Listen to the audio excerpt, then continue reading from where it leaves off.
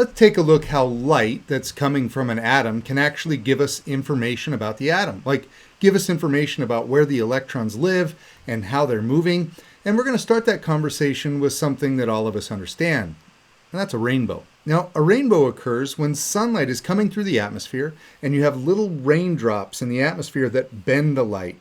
As that light bends towards your eyes, it separates into all the colors that the sun is made of, which are all the colors of the rainbow.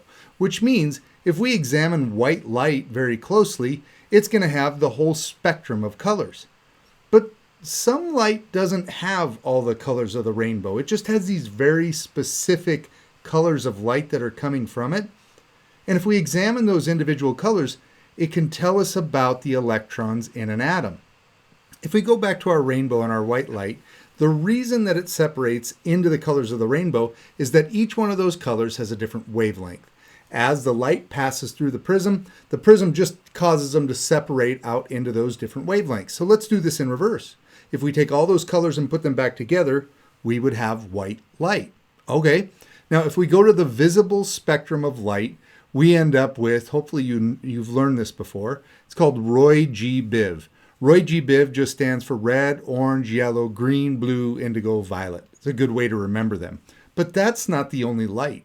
That's visible light. There are wavelengths way beyond red, and there are wavelengths way beyond violet, but our eyes can't pick those things up. Which means this whole spectrum, we're seeing just the colors of the rainbow in the visible spectrum, but there's a whole lot more information of light that's out there. That can tell us a lot about an atom. So if you want to know what those are, you can see the visible spectrum right here is just a very small part of the whole thing. If we move beyond violet, we get all the way out here to ultraviolet, X-rays, and gamma rays. Notice the wavelength is getting shorter and shorter as we move out this direction. If we go the other direction, again, here's visible light. If we go the other direction, the wavelengths get longer and longer and longer all the way out to radio waves. Now, if you want to remember these, one of the students in my class said, well, I remember the order of these by saying raging Martians invade Venus using X-ray guns. If that's helpful to you, wonderful. But it is good to know that we have the visible spectrum, colors of the rainbow, but there's a lot more beyond that. And all of that holds information about an atom. Now here's the thing. What if the light that we're going to examine and shine through our prism is not white?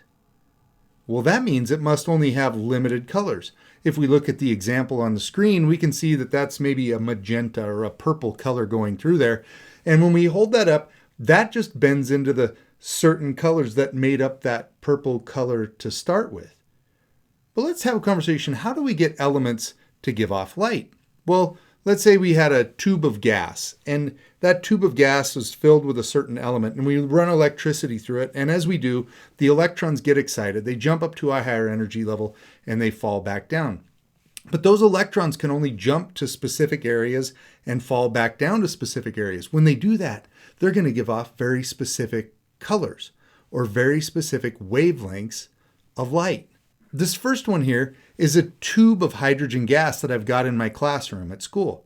I'm running high voltage electricity through it, and you can see that as the electricity flows through there, try it again. As the electricity flows through it, the electrons in the hydrogen gas in the tube are jumping up and falling back down, and they're giving off a purple color. Okay, well, what if we then take that and run it through a prism?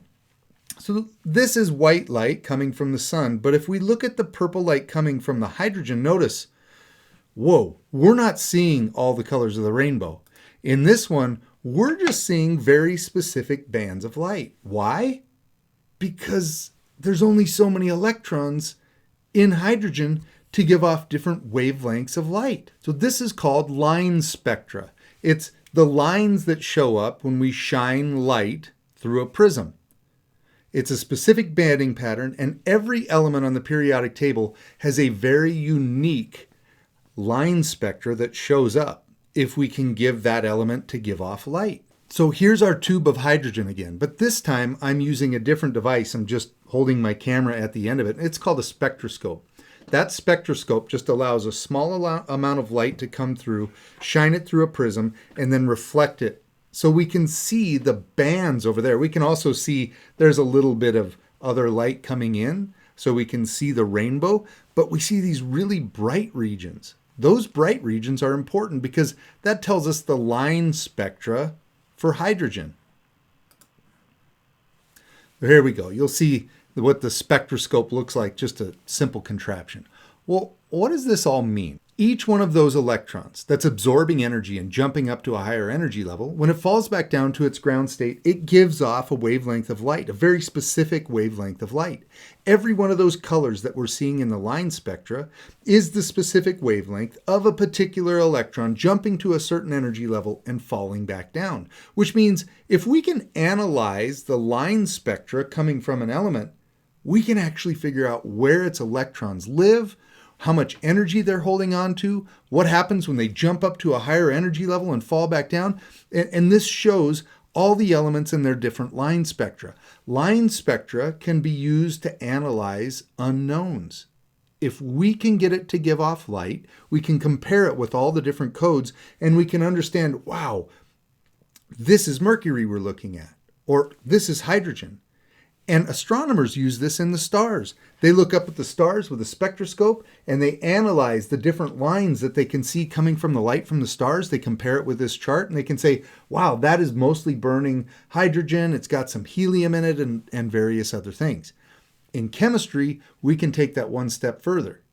We can look at the different lines and learn about where the electrons live. So now that we understand that we get these very specific lines because we have different wavelengths of light that are coming from atoms, we have to take kind of a big jump to another step to fully understand light and to fully understand atoms, and that's starting to get into the quantum world. We've examined light as a wave, lots of videos, they'll be down there in the description if you want to learn more about light as a wave, but we also need to understand light as a particle, and this is where things get exciting. So if you want to know more about that, the next video will be popping up. There's lots of things to learn here at Beals Science School, and come over to bealscience.com. I'm proud of you for learning. I'm proud of you for following along, and I hope that you remember to keep on learning.